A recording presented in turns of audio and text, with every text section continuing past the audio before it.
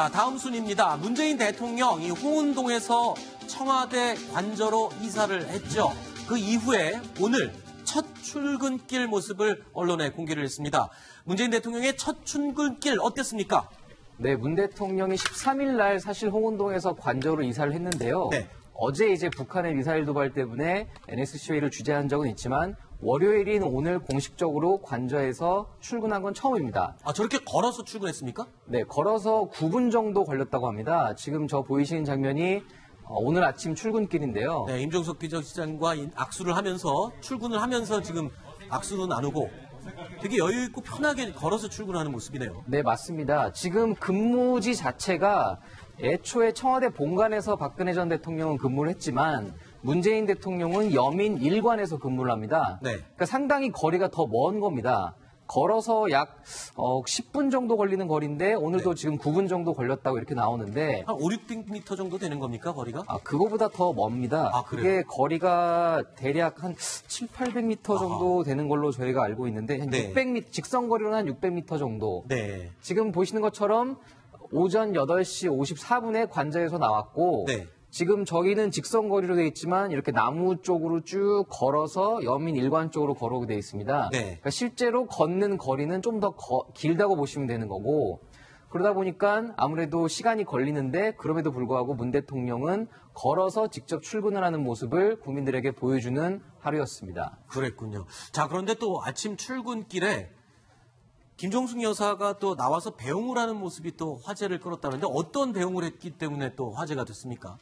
지금 보이시는 장면인데요. 네. 다녀오시다, 잘 다녀오세요. 이렇게 뭐 배웅도 해주시는데 지금 보시니까 좀 바지가 약간 좀 올라가 있어서 좀 짧아 보인다. 네. 그래서 이렇게 또 김정숙 여사가 뛰어가서 네. 직접 만지려고 하니까 문 대통령이 살짝 당황도 했습니다. 네. 근데 보시면 알겠지만 김정숙 여사가 굉장히 적극적인 편입니다. 네. 그러다 보니까 저렇게 직접 뒷모습까지 딱 보고 쫓아가서 바지를 살짝 내려줄 정도로 네. 꼼꼼히 챙겨주고 있는 모습을 지금 보고 계시는 겁니다. 네. 저기 자막에는 김정숙 여사, 그러니까 영부인이라고 자막이 돼 있었는데 김정숙 여사는 본인을 영부인이라고 불러주지 말라고 또 부탁을 한 얘기도 언론 보도에 나오던데 맞습니까? 네, 맞습니다. 사실 그 영부인이라는 표현 자체가 굉장히 권위주의적으로 보일 수 있기 때문에 네. 국민과 소통하는 것을 지금 굉장히 강조하고 있는 문재인 정부에서 김정숙 여사가 영부인보다는 그냥 대통령 부인 김정숙 여사 정도로 불러주는 게 좋겠다라고 이제 청와대 참모들이 출입 기자들에게 한번 안내를 한 적이 있었습니다. 네. 영부인이 출근하는 대통령을 쫓아와서 바지 좀 내리라고 짧아 보인다 그러면서 직접 끌어내리는 모습. 굉장히 그냥 일상적으로 보통 사람들이 볼 수 있는 집에서 현관에서 있을 수 있는 그런 모습이 연출이 된 것 같습니다. 네. 그러니까 일단 이전 대통령인 박근혜 전 대통령의 경우에는 이제 출근하는 모습을 국민이 전혀 볼 수가 없지 않았습니까? 네. 뿐만 아니라 이제 관저 집무실이라고 해서 이 주무시는 곳에서 이제 집무를 했다 이런 그 얘기가 나왔는데 이제 그것과 대비되는 모습을 좀 보여주는 측면이 있는 것 같고요. 또 지난주와 또 이번 주는 좀 크게 또 좀 다른 점이 있습니다. 네. 이번 주는 이제 관저에서 이 여민 일관으로 출근을 하다 보니까 시민들하고는 철저하게 단절이 돼 있지 않습니까? 그렇죠. 어떻게 보면 이제 경호관이라든지 이제 청와대 근무하는 사람들과 동행할 수밖에 없는데 지난주에는 이제 사저에서 출근하다 보니까 출근길에 시민을 만나서 그렇죠. 같이 셀카도 찍고 했었는데 물론 이제 그런 모습이 뭐 늘상 있을 수는 없는 모습이지만 관저로 들어가니까 아무래도 조금 달라지는구나 이제 이런 점을 좀 볼 수가 있었습니다. 네, 방금 이제 지난주에 홍은동에서 출근하는 모습 얘기가 나왔는데 홍은동 사저에 떠나면서 이제 이사를 주말에 가면서 주민들에게 또 무슨 선물을 남기고 왔다 하는데 어떤 선물이었습니까? 네, 지금 저 보이시는 사진이 주민들에게 남기고 온 선물인데요. 이게 박스인데 이 박스 안에 뭐가 들었습니까? 시루떡이 들어있었습니다. 아하. 시루떡과 함께 대통령 문재인, 김정숙 드림 해서 이웃 여러분 이곳에 함께 살아서 참 좋았습니다. 네. 이렇게 쓴 메모지를 함께 남겼는데 이 떡 선물을 받은 주민 중에 한 분이 온라인 커뮤니티에 이 사진을 올리면서 언론에 이게 좀 공개되게 된 것입니다. 이거는 그러면 청와대 측에서 공개한 게 아니라 홍은동 이웃 주민들이 SNS에 올리면서 공개가 된 내용이군요. 보통 이사 오면은 잘 봐달라 그러면서 시루떡을 돌리는데 이사를 떠나면서 이웃들에게 돌리고 떡을 돌리고 이사를 간 거죠. 특이합니다. 그러니까 저게 이제 그 청와대 관저로 이사를 간 사람이기 때문에 그럴 수밖에 없는 거 아닙니까? 네. 관저에서 떡을 돌릴 이웃이 없지 않습니까? 네. 청와대는 이제 경내가 이제 철저하게 외부로 또 단절이 돼 있기 때문에 네. 이제 그러다 보니까 함께 동고동락했던 주민들에게 이제 감사 인사를 이렇게 시루떡을 돌리면서 예, 입주해서 돌려야 될 떡을 네. 이제 함께 살았던 과거 주민들에게 좀 돌린 게 아닌가 싶습니다. 네. 아니 뭐 여민관에도 좀 돌리고 본관에서 뭐 그럴 수도 있지 않을까. 이웃들에게는 분명히 떡을 돌려야 될 이유가 있습니다. 네. 그 선거 전후로 해서 네. 많은 취재진들이 몰려서 동네가 굉장히 소란스럽고 아하. 조용했던 동네가 주거 그랬죠. 여건이 나로 인해서 네. 물론 이제 그 대통령 선거라는 아주 막 중차대한 임무를 수행하는 과정에서 불가피하게 벌어진 일이라 하더라도 주민들에게는 여러 가지 불편이 많았을 겁니다. 하지만 그 주민들이 다 이해해주고 참아냈던 그런 인내심에 대해서도 감사하는 마음을 저렇게 표현한 것으로 보입니다.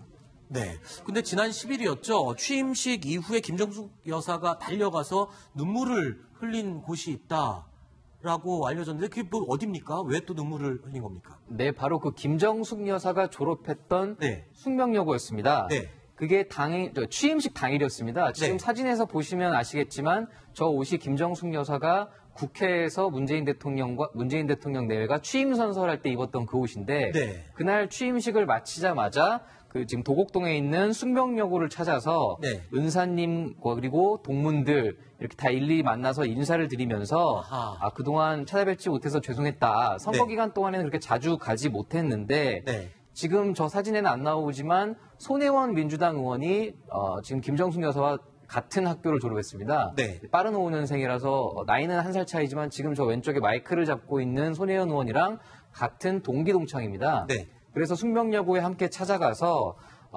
그동안 이제 뭐 감사했던 그런 마음들을 좀 전하고 직접 은사에게 이름이 달린 명찰을 이렇게 달아드리면서 네. 꼭 포옹도 해드리고 네. 같이 기념사진도 찍은 지금 모습을 보고 계시는 겁니다. 네, 그러니까 오늘이 또 스승의 날 아닙니까? 그래서 스승과 동문들을 찾아뵙고 스승님을 만나 뵙고 어떤 복받친 눈물을 흘린 그런 모습이었군요. 자, 그리고 문재인 대통령 오늘 오후에 찾아가는 대통령 첫 번째 행보로 미세먼지 없는 미세먼지 오늘 바로 알기 관련해서 학교를 찾아갔다고요? 네, 현장을 찾아가는 대통령 이제 두 번째입니다. 인천공항에 이어서 두 번째였는데요. 오늘 양천구에 있는 은정초등학교를 찾아갔습니다. 미세먼지 바로 알기 교실을 찾아가서 네. 학부모들과 간담회도 하고 학생들로부터 질문도 받는 한편 미세먼지 대책으로 전국의 11,000여 개에 걸친 초중고 학교에 모두 미세먼지 측정기를 설치하겠다. 네. 배당 600만 원이니까 600억 원 정도 든다고 하는데요. 정부 재정을 투입해서 미세먼지 측정기를 설치를 하고 네. 그리고 위험 요소가 발견되면 실내 수업, 야외 수업을 하지 말고 실내 수업을 할 수 있도록 하고 실내에도 공기청정기를 우선적으로 설치하도록 하겠다. 네. 이런 미세먼지 대책을 약속했습니다. 네. 이 미세먼지 바로 알기 교실을 방문한 문재인 대통령 직접 언급한 내용이 있습니다. 함께 들어보시겠습니다. 대통령도 미세먼지에 대해서 좀 더 많이 알려고 왔거든요. 괜찮죠? 네. 우선은 미세먼지가 뭔지 누가 설명할 수 있어요? 공부 많이 했어요? 공기 떠다니는 그런데 사람 눈에는 보이지 않고 그러나 공기 속에 섞여 있기 때문에 사람이 호흡을 하면 몸속으로 함께 들어와서 여러 가지 질병을 일으키고 우리도 건강을 나쁘게 만드는 것. 그게 미세먼지죠? 지금 그렇게 생각하면 됩니까? 네, 너무 잘하시네요. 미세먼지가 막 나쁨 때문에 제가 나가지 못하는데 이런 막 친구들과 밖에서 놀려면 미세먼지가 좋아야 되잖아요. 걱정 때문에 네, 바깥에서 놀기도 좀 걱정되고 네, 그리고 또 미세먼지 뭐. 바깥에서 수업하는 것도 조금 걱정되고 그렇죠? 네, 그 얘기 하는 거죠? 네.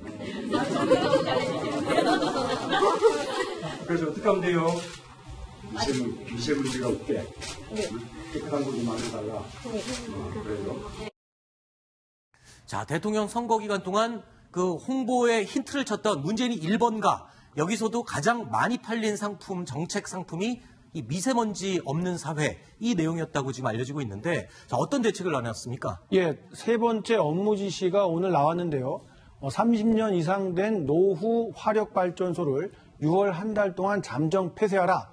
이런 초강경 조치를 내놨습니다. 네. 이어 내년부터는 매년 3월부터 6월까지는 4개월 동안 가동 중단을 정례화하고 장기적으로는 임기 내에 노후발전소 10기를 모두 폐쇄하겠다. 노후 화력발전소입니다. 그러니까 석탄을 떼는 네. 이런 화력발전소를 모두 문 닫게 하겠다. 이런 강경한 미세먼지 대책을 제시했습니다. 네. 자, 그런데 미세먼지는 또 국내뿐만 아니라 중국에서 날아오는 미세먼지의 양이 아주 많은 비중을 차지하고 있습니다. 그래서 이 중국과의 외교 능력도 문재인 대통령의 시험대에 오를 것으로 예상이 되고 있습니다. 자, 그리고 자, 청와대가 바쁘게 돌아가고 있습니다. 지금 인수위가 없이 시작된 국정 운영, 그래서 굉장히 바쁘게 돌아가고 있는데 전 정부에서 현 정부로 인수인계하는 서류 자체, 그러니까 문서, 이런 내용들이 거의 없다고 얘기가 나오고 있어요. 그렇습니다. 오늘 청와대 핵심 관계자의 말을 인용한 보도가 나왔는데요. 지금 현 정부가 들어서기 전까지 인수위원회가 따로 구성되지는 않았습니다만 일관되게 새로운 정부가 새롭게 추진하는 정책도 있겠습니다만 과거 정권이라 하더라도 계속해서 청와대가 챙기고 지켜보고 어떤 업무 연속성을 이어가야 될 정책들이 상당히 많을 텐데도 불구하고 이전 정권, 박근혜 정권에서 다뤘던 어떤 정책에 대한 관련 서류들이 하나도 남아있지 않더라. 네. 그래서 업무 연속성을 지속하기가 쉽지 않은 상황이다. 어렵다. 이런 이야기가 나올 정도로 단절된 상태다라는 그 언론 보도가 오늘 나왔습니다. 자, 과연 진짜 하나도 없습니까? 뭐 그래도 좀 넘겨준 건 있지 않을까요? 어떤 걸 넘겨받았습니까? 네, 뭐 완전히 백지 상태는 아닙니다. 네. 근데 사실상 백지 상태라고 봐도 되는 게 네. 지금 보시는 것처럼 현황 보고서입니다. 아하. 그러니까 뭐 사드 문제랄지 최근 전 정부에서 박근혜 정부에서 주요 현안들을 어떻게 다뤘는지에 대한 그런 민감한 자료는 다 없고 네. 현황 보고서, 그러니까 청와대가 어떤 식의 업무를 어떻게 하고 있는지 네. 그리고 지금 쓰고 있는 위민관이라는 내부망을 사용하려면 어떤 아이디로 어떤 비밀번호를 넣어야 되는지 네. 이런 어떻게 보면 현황 자료 한 100여 쪽에 이르는 현황 자료만 남겨져 있다 보니까 그 전 정권에서 굉장히 민감하게 다뤘던 그런 자료들을 지금 찾아보기 힘든 상황이라고 하는 겁니다. 네. 원래 이렇게 정권이 바뀔 때는 이런 식으로 싹 없애고 저 정도 정보만 주는 겁니까? 아니면 공유를 하거나 뭐 이런 정책적인 부분도 있지 않습니까?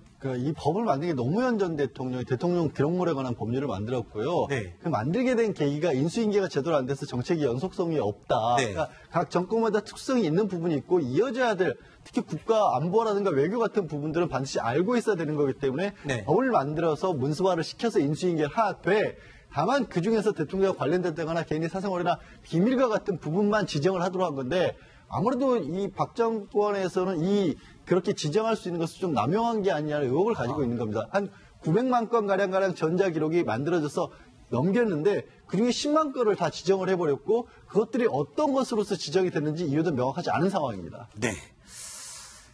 알겠습니다. 자, 뉴스탑 10. 저희가 정한 다음 순위로 계속 이어가 보겠습니다.